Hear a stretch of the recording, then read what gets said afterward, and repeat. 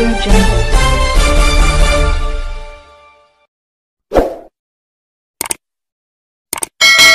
वैरागजवळ डिवायडरवर बस चढल्याने मोठा अनर्थ टळला। नमस्कार, तेजस न्यूजमध्ये आपलं स्वागत आहे।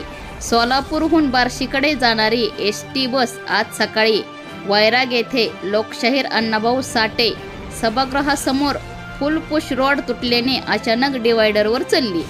सुदैवाने यात कोणतीही जीवितहानी झाली नाही, मात्र बसमधील 40 ते 50 प्रवाशांचा जीव टांगणीला लागला होता। चालकाने प्रसंगावधान राखत बस थांबवल्याने मोठा अनर्थ टळला। या घटनेमुळे एसटी महामंडळाच्या गलथान कारभारावर प्रवाशांनी तीव्र संताप व्यक्त केला आहे। आज सकाळी अंदाजे 11:45 वाजण्याच्या सुमारास चालक संदीप दिलीप पाटील आणि वाहक जलील शेख हे MH06S8167 क्रमांकाची बस घेऊन सोलापूरच्या दिशेने निघाले होते।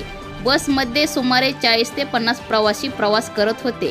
वैराग येथील लोकशाहीर अण्णाभाऊ साठे सभागृहाजवळ अचानक गाडीचा फुलपुश रोड खराब झाल्याने बस अनियंत्रित झाली आणि थेट डिवायडरवर चढली।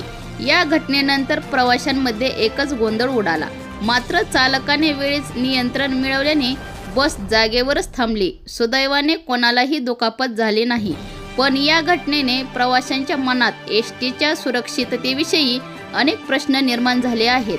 गेल्या काही दिवसापासून सोलापूर बार्शी महामार्गावर धावणाऱ्या अनेक एसटी बसेसचे वारंवार बंद पडत आहेत किंवा नादुरुस्त होत आहेत। बसमध्ये बिघाड झाल्याने प्रवाशांना जीव मुठीत धरून प्रवास करावा लागत आहे। नागरिकांनी अनेकदा बार्शी आगाराकडे सुरक्षित असलेल्या बसेस प्रवाशांसाठी देण्याची मागणी केली आहे, परंतु त्याकडे दुर्लक्ष होत आहे। आजच्या या घटनेने पुन्हा एकदा एसटी महामंडळाचा निष्काळजीपणा समोर आला आहे। प्रवाशांच्या जीवाशी खेळणे थांबवावे आणि तातडीने या मार्गावरील सर्व बसेसची तपासणी करून त्यांची दुरुस्ती करावी अशी मागणी जोर धरू लागली आहे।